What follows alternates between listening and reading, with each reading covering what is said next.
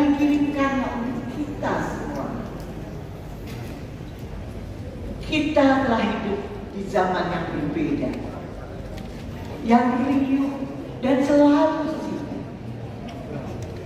Pesan-pesan pendek menggantikan surat-surat panjang dan reflektif. Tapi di antara waktu-waktu yang sempit, kita coba membuka kembali surat-surat kali ini. Apakah di sana ada jejak yang tertinggal untuk kita di hari ini?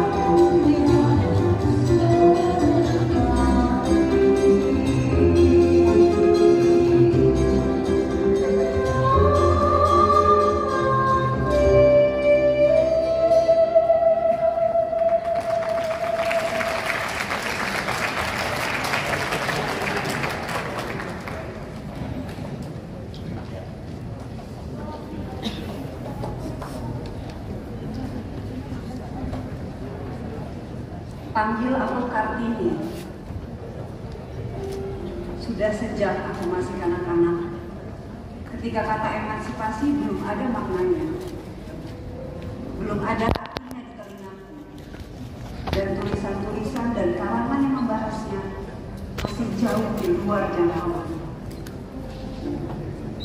Timbullah dalam diriku suatu keinginan yang berangsur-angsur tumbuh menjadi besar, yaitu keinginan untuk kebebasan dan kemerdekaan, berdiri sendiri.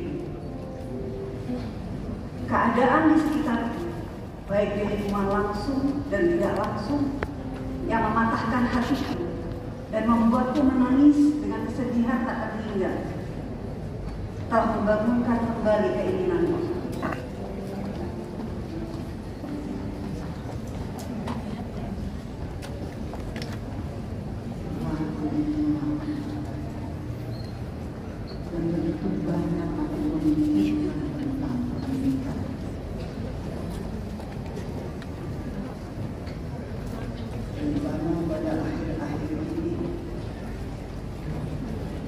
Aku menganggap pendidikan sebagai tugas yang begitu mulia.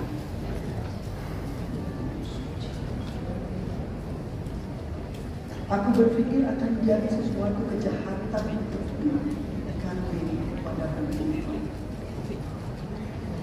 Jika aku tidak menghasilkannya dengan keahlian yang sempurna.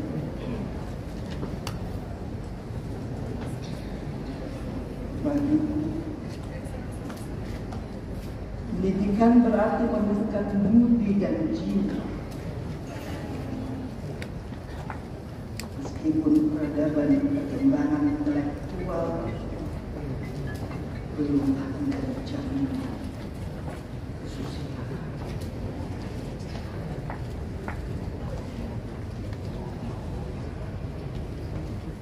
Perubahan dan perkembangan intelektual belumlah menjadi jaminan. Dari perempuan, manusia pertama kali menerima kemampuan perempuan. Seorang anak mulai belajar akan kesadaran.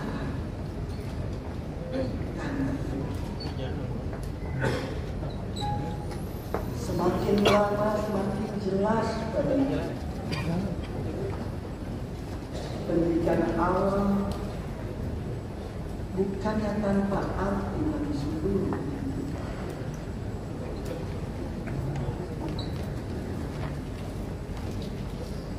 Tetapi bagaimana ibu-ibu pribumi dapat mendidik anak-anak mereka jika mereka sendiri tidak berpendidikan? Aku akan mengajar anakku, laki-laki dan perempuan, untuk menganggap satu sama lain makhluk yang sama dan memberi pendidikan yang sama. Tentu saja sesuai bakat mereka masing-masing. Aku tidak bisa dan tidak percaya bahwa laki-laki yang berbudaya dan terpelajar dengan sengaja menghindari kehadiran perempuan yang setara dengan mereka dalam peradaban dan pendidikan.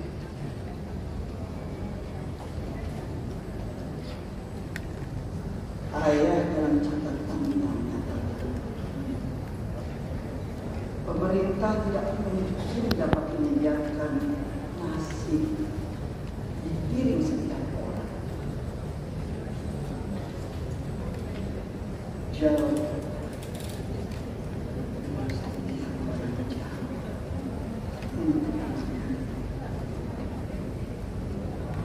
tapi apa yang dapat kita lakukan adalah memberi sarana untuk sampai ke tempat ini, di mana makanan dapat ditemukan, memberikan pendidikan yang baik kepada rakyat. Ibaratnya adalah pemerintah seperti memberi obor kepada penduduk agar selanjutnya dapat menemukan sendiri jalan yang baik yang mengarah ke tempat di mana nasi itu akan dimakan.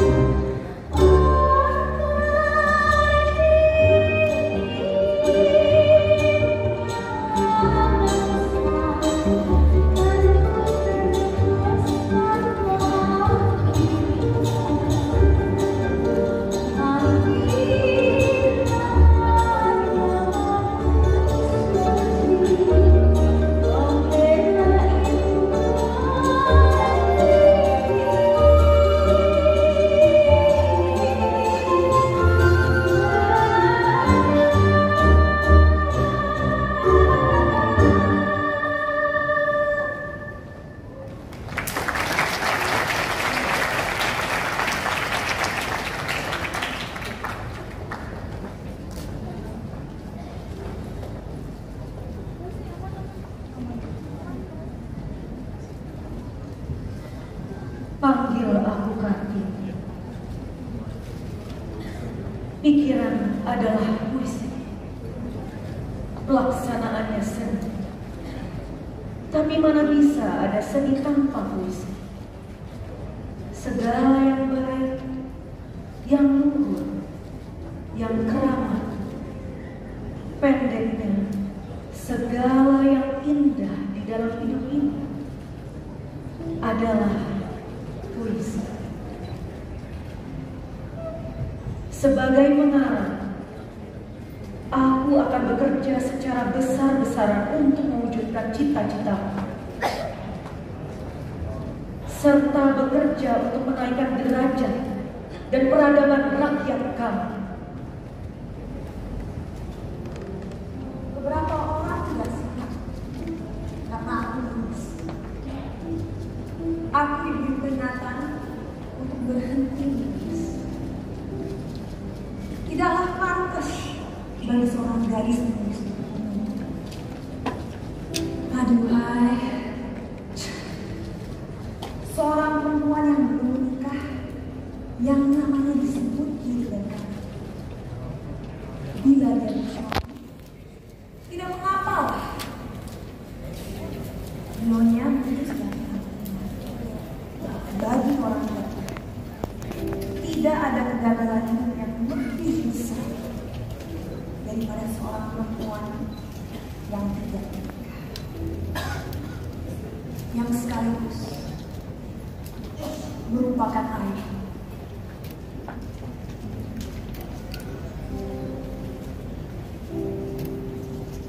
Aku ingin bebas agar bisa berdiri sendiri. Tidak harus bergantung pada siapapun. Untuk tidak harus menikah. Tapi kami harus. Ya. Harus.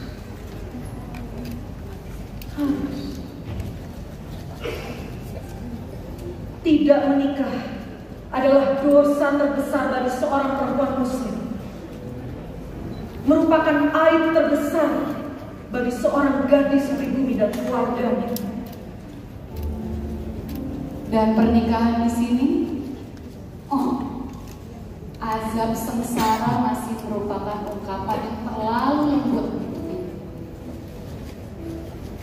Bagaimana menikah akan bermakna lain daripada demikian jika hukum dibuat segalanya untuk para lelaki dan tidak ada sesuatu pun untuk perempuan.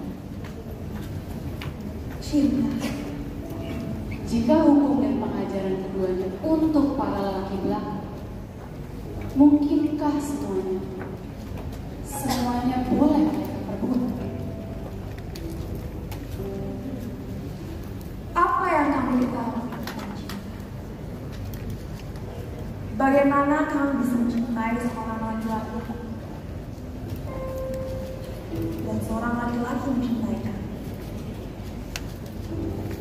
Jika kita tidak, ya, bahkan mungkin tidak boleh saling membunuh. Anak gadis yang lelaki pisahkan secara ketat satu sama lain.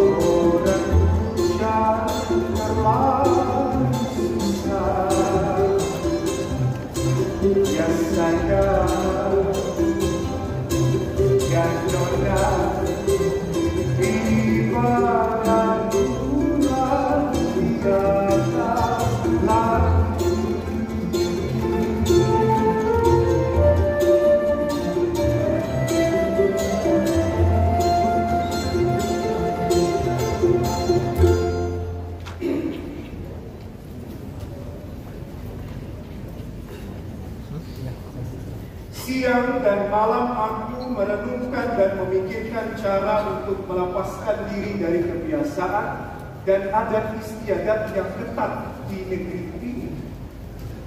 Tetapi adat istiadat Timur Lama memang benar-benar kokoh dan kuat. Namun, ya, aku tetap masih bisa melepaskannya, menghancurkannya. Seandainya tidak ada ikatan lain yang lebih kokoh dan lebih kuat daripada adat istiadat yang mengikatku, yakni cinta pada mereka yang telah melahirkanku, kepada mereka yang telah memberikan segalanya.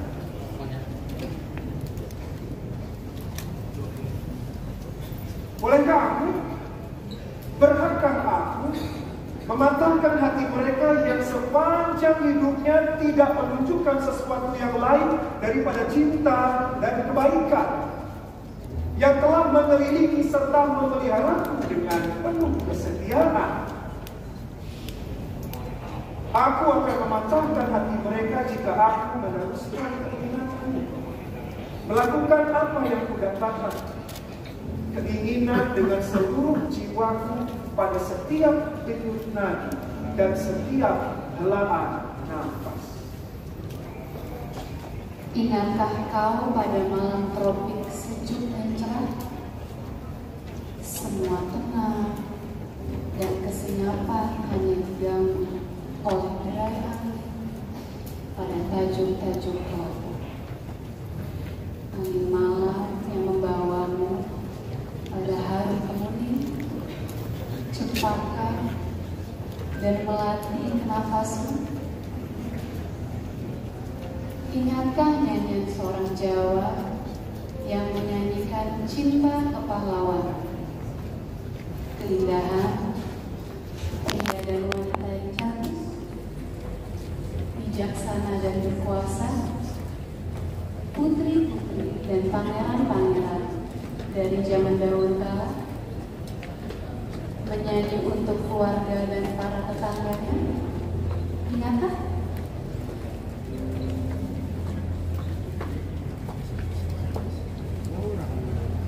Tuhan menciptakan perempuan.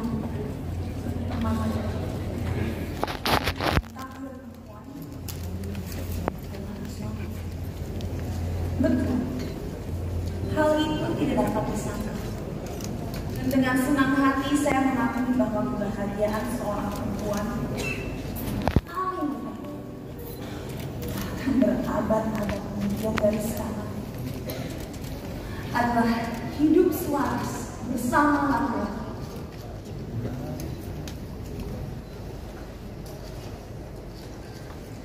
Bagaimana bisa hidup selaras jika hukum pernikahan kami seperti ini? Tidakkah seharusnya saya bisa memberi memandang rendah pernikahan? Jikalau pernikahan dengan gaya perempuan sangat rendah.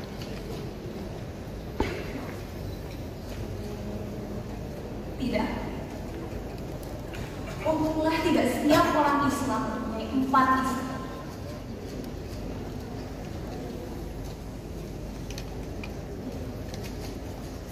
Semua buku kami tertulis dalam syariat, dibaca dengan nyanyi. Maka adalah jam-jam yang paling manis. Kalau seorang Jawa setelah menyelesaikan pekerjaannya sehari-hari, melepaskan lelah dalam nyanyi, dan seluruh kesulitannya sehari-hari pun lenyaplah. Merasuklah ia ke dalam masa lalu yang gilang gemilang, ke zaman yang ia nyanyikan. Rakyat Jawa adalah rakyat yang hidup dalam kenang-kenangan, kata sahabat muda. Dengan tepatnya, maka adalah indahnya bagi mereka hilang tenggelam di dalam mimpi jiwa tidur berabad mereka.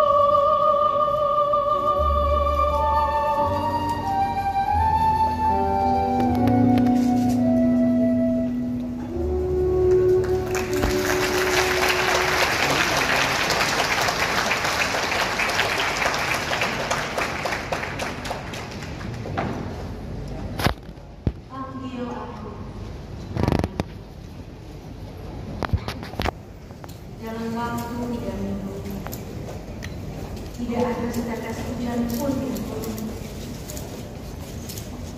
Di sini sangat panas, seperti yang belum pernah kami alami. Bahkan dalam musim kemarau paling kering sekali. Ayah putus asa. Bibit padi di sawah jadi kuning kering. Oh, sengsara, bangsa yang sengsara. Selama ini penduduk wilayah ini memiliki pangan yang cukup dan tidak mengalami bencana yang mengerikan. Kekurangan pangan. Apa jadinya jika kekeringan ini berlanjut?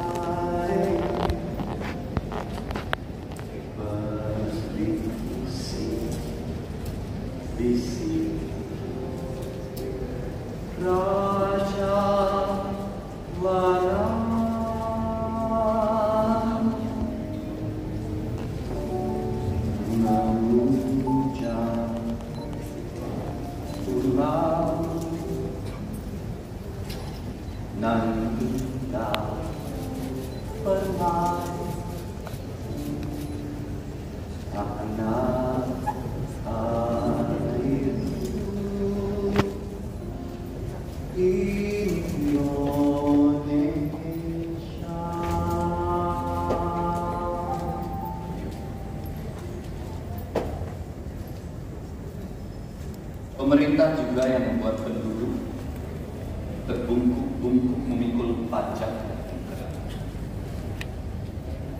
Tidak,